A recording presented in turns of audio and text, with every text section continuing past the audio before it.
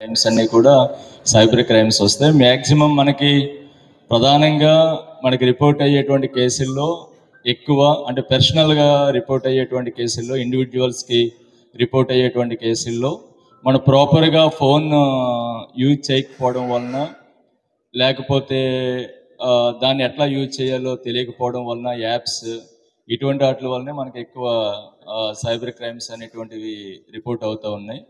సాధారణంగా మనకు తెలుసు పోలీస్ డిపార్ట్మెంట్లో సాధారణంగా క్రైమ్స్ అన్నీ దేనికోసం ఎక్కువ జరుగుతాయి అంటే డబ్బుల కోసం జరుగుతాయి, లేదా ఏమైనా పర్సనల్ గ్రెడ్జెస్ అటువంటివి ఏమైనా ఉంటే జరుగుతాయి. ఈ సైబర్ క్రైమ్స్లో కూడా ఇప్పుడు విజయవాడ సిటీ పోలీసులో మేము అబ్జర్వ్ చేసిన దాని ప్రకారం కూడా ఎక్కువ మనీ రిలేటెడ్, అంటే ఎక్కువ మనకి ఏదో డబ్బులు వస్తాయి అనేటువంటి ఆశతోటి మనం చేసేటువంటి కొన్ని ప్రయత్నాలు ఏవైతే ఉన్నాయో దానివల్ల మనం ఎక్కువసార్లు ట్రాప్ చేయబడుతూ ఉంటాము. దాని ద్వారా మనం డేటా అంతా కూడా పోవడము, లేకపోతే మనకు తెలియకుండానే మన అకౌంట్లో డబ్బులన్నీ కూడా ఖాళీ అయిపోవడము, ఇటువంటివి జరుగుతాయి. 2023లోనే విజయవాడ సిటీ పోలీసులో 414 బ్యాంక్ అకౌంట్లను మేము అది చేయవలసి వచ్చింది. 55 lakhs కూడా మేము రికవరీ చేసాం. స్టేట్లోనే ఎక్కువ ఇది, అంటే విజయవాడ సైబర్ క్రైమ్ అనేటువంటిది చాలా ఇది. నెక్స్ట్ ఇంకా చాలా సెన్సిటివ్ మ్యాటర్స్ కూడా ఉన్నాయి. అంటే ఎట్లా అంటే ప్రధానంగా రీసెంట్గా మనం చూస్తున్నటువంటిది లోన్ యాప్స్లో చాలామంది పాపం సూసైడ్ చేసుకోవడం, స్టూడెంట్స్ కానీ యూత్ కానీ అమ్మాయిలు కానీ, అంటే ఏదో అవసరం అవుతారు, మనకి 5,000 కావాలంటే వాడు 3,000 4,000 మన అకౌంట్లో వేస్తాడు, కొంత డబ్బులు అది కట్ చేసుకుంటాడు. తర్వాత 1 week నుంచి వాడు అరెస్ట్ చేస్తూ ఉంటాడు.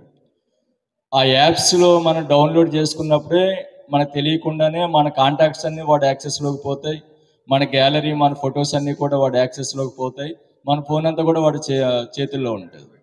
ఒకసారి నేను కూడా చూశాను, పర్సనల్గా ఎక్స్పీరియన్స్ చేసిన ఎట్లంటే, బహుశా ఎవరో కుర్రవాడు నాకు తెలియదు, వాడు కాంటాక్ట్లో నా పేరు ఉన్నట్టుంది, నా నెంబర్ సేవ్ చేసుకున్నట్టున్నాడు. వాడు ఫొటోస్ నాకు వచ్చినాయి. అది చాలా చాలా అబ్సీన్గా, అంటే చూడలేనంత దారుణంగా వాళ్ళ మదర్ ఫోటోని ఫేక్ చేసి, ఈమె ఒక ప్రాస్టిట్యూట్, మీకు డబ్బులు కావాలంటే ఈ కాంటాక్ట్ చేయండి అని అతని నెంబర్ కూడా పెట్టడం జరిగింది. అంటే ఒక ఇంట్లో ఉన్నటువంటి మన గ్యాలరీలో ఉన్నటువంటి ఫొటోస్ అన్ని ఫేక్ చేస్తారు, లేదా మన ఫోటోని వేరే వాళ్ళతో ఫేక్ చేస్తారు. అట్లా ఫేక్ చేసి ఆ సెన్సిటివ్ మ్యాటర్స్, కొంతమంది దాన్ని బేర్ చేసేటువంటి పరిస్థితి కూడా అంత స్ట్రాంగ్గా ఉండలేరు, అటువంటి వాళ్ళు సూసైడ్ చేసుకుంటూ ఉంటారు.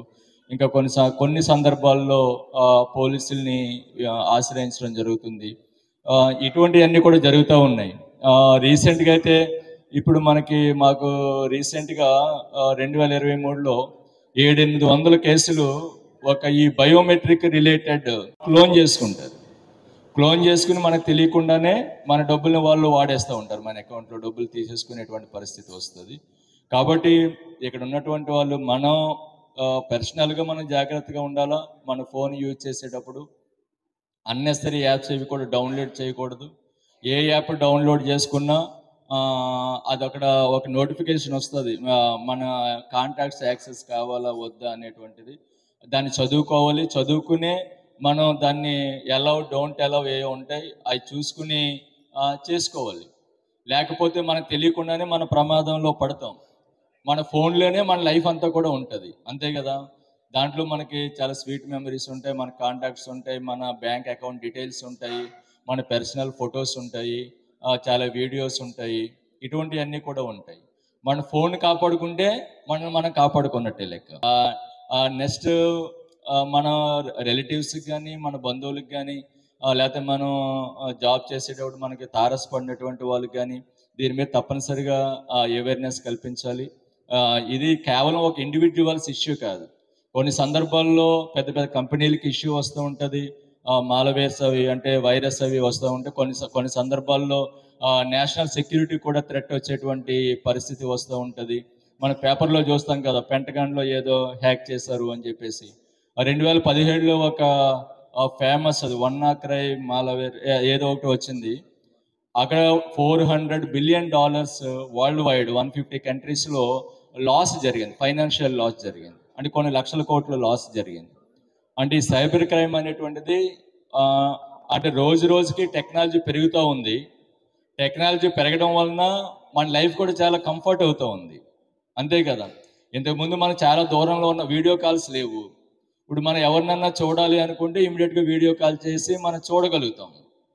ఓకే. కానీ ఈ మధ్యన దాన్ని ఏం చేశారు, ఏదో ఒక వీడియో కాల్ వస్తుంది. వీడియో కాల్ వచ్చినట్టు మనం లిఫ్ట్ చేస్తాము. లిఫ్ట్ చేసిన వెంటనే అవతల ఒక లేడీ న్యూడ్గా ఉంటుంది. మనం మనం కనబడతాము. ఆవిడతో వీడియో కాల్ మాట్లాడుతుంటే మనం వస్తుంది. వచ్చిన ఏం చేస్తారు, ఇమీడియట్గా మనకి దాన్ని పెట్టి స్క్రీన్ షాట్ పెట్టి, మీరు వీడియో కాల్ నాతో మాట్లాడారు కాబట్టి మీరు డబ్బులు ఇవ్వకపోతే దీన్ని మీ వాళ్ళందరికీ పంపిస్తానని చెప్పేసి అంటారు. ఇటువంటివి కూడా చాలా జరిగినాయి రీసెంట్గా. ఇటువంటివి కూడా జరిగినాయి. కాబట్టి ఏదైతే వీడియో కాల్ వచ్చింది, ఎవరో చేస్తారు అన్నోన్ నెంబర్ నుంచి, కొన్ని నెంబర్స్ తెలిసిపోతాయి మనకి. అట్లా వెంటనే వీడియో కాల్ లిఫ్ట్ చేయడం కానీ, లేకపోతే ఏదైనా లింక్ వచ్చి లింక్ క్లిక్ చేస్తే మీకు ఏదైనా వస్తుందంటే ఆ లింక్ క్లిక్ చేయడం కానీ, లేకపోతే బ్యాంక్ నుంచి వచ్చినట్టుగా ఏదోటి కాల్ వచ్చి మీ ఓటీపీ అడుగుతూ ఉంటారు. ఓటీపీ ఫ్రాడ్స్ కూడా చాలా ఎక్కువ జరుగుతూ ఉంటాయి. ఓటీపీని మనం ఇమీడియట్గా ఎవరు పెడితే వాళ్ళకి, తెలియనటువంటి వాళ్ళకి నిజం అనుకుని ఓటీపీలు చెప్పేయడం కానీ, ఇటువంటివి కూడా చాలా ప్రమాదకరమైనటువంటి విషయాలు. మనకి పర్సనల్గా ప్రమాదం జరగవచ్చు, లేకపోతే ఫైనాన్షియల్ లాస్ జరగవచ్చు, ఏదైనా జరగవచ్చు. కాబట్టి చాలా జాగ్రత్తగా ఉండాలి. సైబర్ క్రైమ్ అవేర్నెస్ మీద నేషనల్ లెవెల్లో కూడా ఆ సైబర్ క్రైమ్ పోర్టల్ ఒకటి 1930 టోల్ ఫ్రీ నెంబర్ ఒకటి పెట్టడం జరిగింది. ఎన్నాట్లు మీరు మీకు మనకే అవగాహన ఉండాలి పర్సనల్గా. మనం ఇటువంటి వాటిని బారిన పడకుండా మనం కాపాడుకోవడం కోసం. రెండవది, మన ఫ్యామిలీకి అవేర్నెస్ కల్పించాలి. అది మన ప్రధానమైనటువంటి బాధ్యత. రేపు ఎందుకంటే వాళ్ళకి ఏదైనా కష్టం వచ్చినా ఆ కష్టాన్ని కూడా మనం పంచుకోవాల్సినటువంటి పరిస్థితి వస్తుంది కాబట్టి. అదేవిధంగా మన ఉద్యోగంలోనో, మన పర్సనల్ లైఫ్లోనూ మనకు ఉండేటువంటి ఫ్రెండ్స్ కానీ, తారసపడేటువంటి వ్యక్తులు కానీ, ప్రతి ఒక్కరు కూడా ఈ అవేర్నెస్ కల్పించవలసినటువంటి అవసరం ఉంది. కాబట్టి ఇంకా సైబర్ ఎక్స్పర్ట్ ఉన్నారు, ఆయన ఇంకా డెప్త్గా మీకు చెప్తారు. అంటే ఏది నిజమో, ఈ రీసెంట్గా సైబర్ క్రైమ్ ఎట్లా అయిపోయిందంటే ఏది అబద్ధం ఏది నిజమో తెలుసుకోలేనటువంటి పరిస్థితికి వచ్చేసింది. ఈ రీసెంట్ కొత్తది ఏంటి, డీప్ ఫేక్ అని, రష్మిక మందన వీడియో ఒకటి బాగా వైరల్ అయింది. యాక్చువల్గా ఆ వీడియో అమ్మాయిది కాదు. అది చాలా నేషనల్ లెవెల్లో కూడా పెద్ద ఇష్యూ అయింది. దాంట్లో రీసెంట్గా కూడా కొంతమందిని అరెస్ట్ చేయడం కూడా జరిగింది. అంటే నిజంగా మన ఫోటోనో మన వీడియోనో ఫేక్ చేస్తే అది మందని నమ్మేటువంటి పరిస్థితి కూడా ఉన్నది. మనం దాన్ని అందరికీ చెప్పి వన్స్ సోషల్ మీడియాలోకి పోతే ఏది మన కంట్రోల్లో ఉండదు. ఇంకా దాని కంట్రోల్లో మనం ఉంటాం. So it's very dangerous thing. ఇది చాలా ప్రమాదం ఇది టెక్నాలజీ అనేటువంటిది. అంటే ఇది కేవలం మన చుట్టుప్రక్కల కాదు, ప్రపంచం అంతా కూడా నిమిషాల్లో స్ప్రెడ్ అయిపోయేటువంటి అవకాశం ఉంటుంది. కాబట్టి ఇది చాలా ప్రమాదకరం. టెక్నాలజీ ఎంత పెరిగితే అంత మంచిది, ఎంత జాగ్రత్తగా కూడా ఉంటే అంత మంచిది. కాబట్టి మీరందరూ కూడా జాగ్రత్తగా ఉండండి. మీ ఫ్యామిలీ మెంబర్స్ కానీ, మీ ఫ్రెండ్స్ కానీ అందరూ కూడా దీని పట్ల అవగాహన కల్పించి ఉండాలని మీ అందరూ కూడా తెలియజేస్తూ ఉన్నాం. ముఖ్యంగా సిఐడి వాళ్ళు దీన్ని స్టేట్ లెవెల్లో నోడల్లో ఏజెన్సీ చాలా చక్కని, ఇది చాలా నీడ్ ఆఫ్ ది అవర్. ఇప్పుడు తప్పనిసరిగా కావాల్సినటువంటి విషయం. ఈ చక్కని ఇనిషియేటివ్ తీసుకున్నారు. రెస్పెక్టెడ్ ఏడీజీ సిఐడి గారికి, అదేవిధంగా ఆఫీసర్స్ అందరికీ కూడా మా సిటీ పోలీస్ తరఫున ధన్యవాదాలు తెలియజేస్తూ సెలవు తీసుకున్నాం. Thank you very much. Thank you very much sir. Cyber crime వలన ఎంత ప్రమాదం మన చీఫ్ గెస్ట్ గారు చాలా బ్రీఫ్గా చాలా బాగా చెప్పారు. అది ఎంత ఇంపార్టెంటో ఇప్పుడు మన శ్రీనివాస్ గారు దాన్ని ఇప్పుడు రాబోయే టైంలోనే కంటిన్యూ చేస్తారు. మనకి రాబోయే సెషన్ అంతా కూడా ఆయనే టేకప్ చేసుకునే ముందు ఈ కార్యక్రమానికి చీఫ్ గెస్ట్గా వచ్చిన